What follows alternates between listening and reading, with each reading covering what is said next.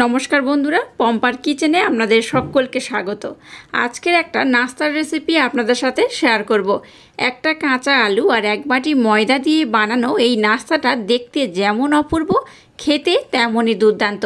বাচ্চা থেকে বড় আশা করছি সবাই ভীষণ পছন্দ করবে আর খুব মজা করে খাবে। বিকালে চায়ের সাথে যদি এই নাস্তাটা বানান তাহলে তার কোনো কথাই নেই, জাস্ট অসাধারণ।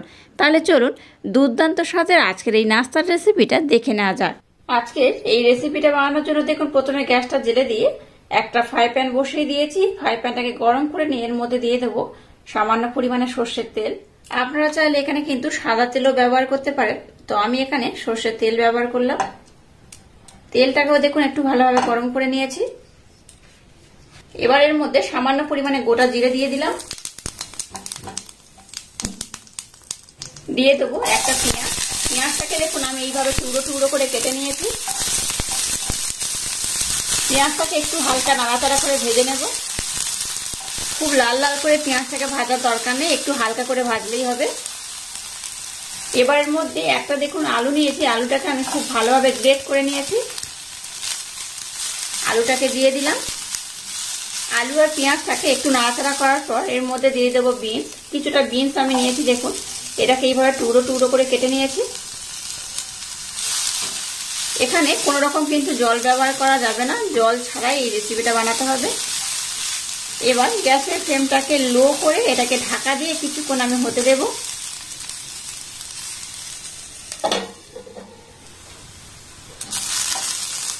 দেখুন সবজিটাকে আমি একটু হালকা করে ভালোভাবে নাড়াচাড়া করে ভেজে নিয়েছি। এবার এর মধ্যে দেখুন গাজর দিয়ে দেবো। অর্ধেক গাজর আমি খুব ভালোভাবে গ্রেট করে নিয়েছি দুটো কাঁচা লঙ্কা। লঙ্কাটাকেও দিয়ে দিলাম। আবারও সমস্ত উপকরণ খুব ভালোভাবে নাড়াচাড়া করে আমি ভেজে নেব। এর মধ্যে দিয়ে দেবো 1 চামচ লবণ। সামান্য পরিমাণে দিয়ে দেবো হলুদ গুঁড়ো। 1/2 চামচ দিয়ে দেবো জিরে গুঁড়ো।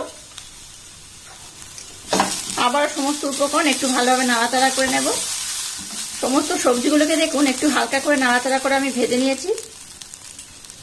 একদম শেষের মধ্যে দিয়ে দেবো টমেটো। এখানে একটা বড় সাইজের টমেটোর অর্ধেকটা আমি ব্যবহার করেছি।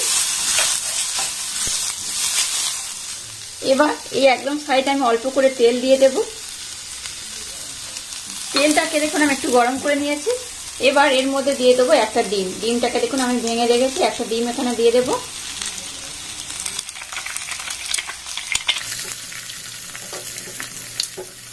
এবার ডিমটাকে কিন্তু এইভাবে আমি একটু ভেজে নেব। আপনারা চাইলে সবজিটাকে তুলে নিয়ে ডিমটাকে ভাজতে পারেন, তবে দরকার নেই, এরকম একদিকে একটু ভেজে নিলেই হবে। এবার সমস্ত সবজির সাথে ডিমটাকে আমি খুব ভালোভাবে এইভাবে কষে নেব। একটু এটাকে কষা কষা করে ভেজে নিতে হবে। আজকে রেসিপিটা বানানোর জন্য একটা পুরের দরকার। দেখুন পুরটা আমার একদম রেডি হয়ে গেছে। এখানে আমি আর এক্সট্রা কোনো উপকরণ অ্যাড করব না। এবার আমি গ্যাসের ফ্লেমটাকে বন্ধ করে দিলাম। গ্যাসের ফ্লেমটাকে বন্ধ করে দিয়ে এটাকে আমি একটু ঠান্ডা করে নেব। চলুন এবার নেক্সট স্টেপ আপনাদের সাথে শেয়ার করা যাক। আজকের এই রেসিপিটা বানানোর জন্য এখানে দেখুন নিয়েছি ময়দা। এই বাটির মাপ করে 1 বাটি ময়দা নিলেই হবে। 1 বাটি ময়দা আমি নিয়ে নিলাম। ময়দার মধ্যে দিয়ে দেবো এই চামচের 1 চামচ কর্নফ্লাওয়ার। লবণ দিয়ে দেবো সামান্য পরিমাণে, এটা আপনারা আপনাদের পরিমাণ মতো বা স্বাদ মতো দেবেন। অল্প করে দিয়ে দেবো কালো জিরে। সমস্ত শুকনো উপকরণ প্রথমে হাত দিয়ে খুব ভালোভাবে মেখে নেব। ময়মের জন্য এখানে দিয়ে দেবো সামান্য পরিমাণে সাদা তেল। খুব বেশি দরকার নেই, অল্প দিলেই হবে। তেলটা দিয়ে আবার এটাকে আমি খুব ভালোভাবে মেখে নেব। এটাকে দেখুন সমস্ত উপকরণ দিয়ে খুব ভালোভাবে মেখে নিয়েছি। এবার এখানে আমি দিয়ে দেবো জল। জলটাকে অল্প অল্প দেবো, এটাকে খুব ভালোভাবে মেখে নেব। এই মিশ্রণটা খুব নরম হবে না, আবার খুব টাইটও হবে না, মিডিয়াম হবে। তো এটা মেখে নেওয়ার পর আমি আমাদের দেখাচ্ছি মিশ্রণটা কেমন হবে। দেখুন মিশ্রণটাকে আমি খুব ভালোভাবে মেখে নিয়েছি। আর মিশ্রণটা কেমন হয়েছে দেখুন, একদম সফট হয়েছে আর একদম মোলায়েম করে মেখেছি। দেখতেই পাচ্ছেন কতটা মোলায়েম হয়েছে। এই দেখুন, দেখেই বুঝতে পারছেন কতটা সুন্দর হয়েছে। এইরকম কিন্তু একদম সফট করে মোলায়েম করে মাখতে হবে, খুব টাইট হবে না, আবার খুব বেশি নরমও হবে না। এটাকে আমি খুব ভালোভাবে মেখে নিয়েছি। এবার এটাকে আমি 5 থেকে 10 মিনিটের জন্য রেস্টে রেখে দেবো। দেখুন মিশ্রণটাকে আমি 10 মিনিটের জন্য রেস্টে রেখে দিয়েছিলাম। 10 মিনিট পর আমি আবার ফিরে এলাম। আবার আমি মিশ্রণটাকে একটু ভালোভাবে মেখে নিয়েছিলাম। আর এই দেখুন এটাকে আমি 2 টুকরো করে নিলাম। এবার এটাকে প্রথমে আমি গোল করে নেব, একটু ময়দা নিয়ে নেব। এখানে তেল দিয়ে বেলবেন না, এটা কিন্তু ময়দা কিংবা আটা দিয়ে এটাকে বেলতে হবে। এবার এটাকে আমি খুব ভালোভাবে বেলে নেব। এটাকে একটু পাতলা করে বেলতে হবে, মোটা করে বেললে হবে না। তো এটা বেলে নেওয়ার পর আমি আপনাদের দেখাচ্ছি এটা কেমন হবে। দেখুন এটাকে আমি খুব ভালোভাবে বেলে নিয়েছি, আর কতটা পাতলা করে বেলেছি দেখুন। এই দেখুন, দেখে বুঝতেই পারছেন বেশ অনেকটা পাতলা করে বেলেছি। এবার একটা ছুরি নিয়ে নিলাম, এটাকে আমি এবার সমান করে কেটে নেব। এই পোর্শনটাকে ফেলে দেবেন না, এটা দিয়েও কিন্তু আমি আবারও একইভাবে এগুলো বানিয়ে নেব। দেখুন এটাকে আমি বেশ সমান করে কেটে নিয়েছি। এবার এটাকে আমি 4 টুকরো করে নেব। এইরকম সমান ভাগ করে আমি 4 টুকরো করে কেটে নেব। দেখুন এটাকে আমি 4টে টুকরো করে নিয়েছি। এবার যে পুরটাকে আমি বানিয়ে নিলাম সেটা নিয়ে নিলাম। এবার এখানে আমি পুরটা অল্প অল্প করে দেব।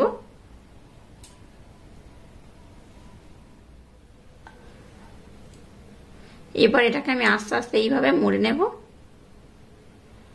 একটু সাবধানে মুড়বেন, যেহেতু আমি বেশ পুর ব্যবহার করেছি অনেকটা ভরপুর করে, তাই এটাকে কিন্তু আস্তে আস্তে এইভাবে মুড়ে নেব।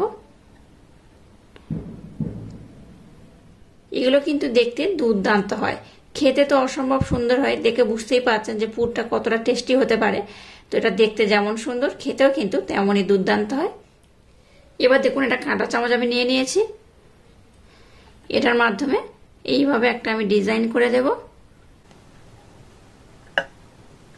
আপনারা চাইলে এখানে অন্য কোনো কিছু কিন্তু ডিজাইনও করতে পারেন। আমি আমার এইরকম একটু দেখতে সুন্দর হবে এইভাবে মনের মতো ডিজাইন করে নিলাম।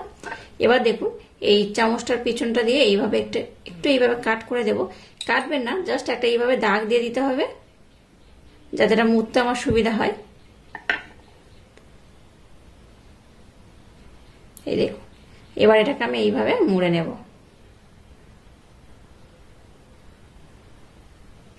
দেখলেন তো কত সুন্দর দেখতে হয়েছে এটা। এইভাবে এই পোর্শনটা কিন্তু একটু ভালো করে মুড়ে দেবেন, নতবা এটা খুলে যেতে পারে। এই দেখুন কত অসম্ভব সুন্দর দেখতে হয়েছে। আর এইভাবে কিন্তু আমি প্রথমে সবগুলোকে বানিয়ে নেব। আর একটা নিয়ে নিলাম, একইভাবে এটাকেও কিন্তু আমি বানিয়ে নেব। খুবই সোজা কিন্তু এটা মোড়া, খুব একটা চাপের নয়। তো আপনারা একটু ভালোভাবে দেখলেই বুঝতে পারবেন কিভাবে মুড়ছি আমি। এই দেখুন প্রথমে দুটো কোণ তো মুড়ে নিলাম। এবার এই পোর্শনগুলোকে হাত দিয়ে এইভাবে আমি চেপে বন্ধ করে দেব। এবার এই কাঁটা চামচটা দিয়ে আমি ডিজাইন করে দেব। এবার এইভাবে এটাকে আমি মুড়ে নেব।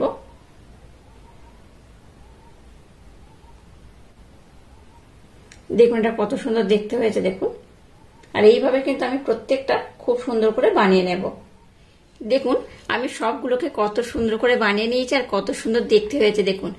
এরকম যদি দেখতে সুন্দর হয় তাহলে বুঝতেই পারছেন খেতে কতটা ভালো লাগবে। বাচ্চা থেকে বড় সবাই কিন্তু ভীষণ আকৃষ্ট হবে। দেখতেই পাচ্ছেন তো কত অপূর্ব, কত অসাধারণ একটা ডিজাইন হয়েছে, আর কত সুন্দর দেখতে হয়েছে। চলুন এবার এগুলোকে আমি ভেজে নেব।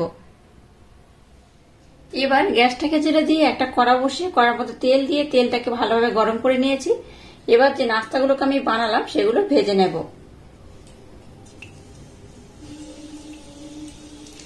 একসাথে সব দিয়ে দেবেন না, অল্প অল্প দেবেন, আর এটাকে খুব ভালোভাবে ভেজে নেবেন।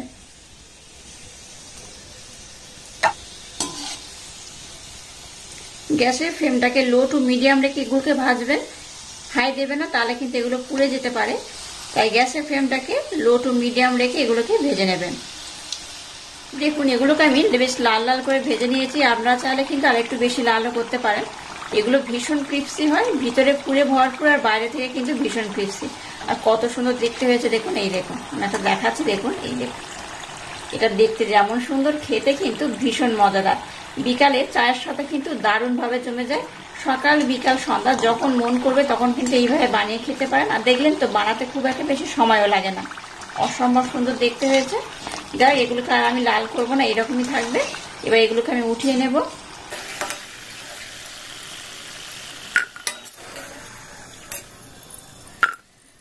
আর একইভাবে সবগুলোকে আমি ভেজে নেব।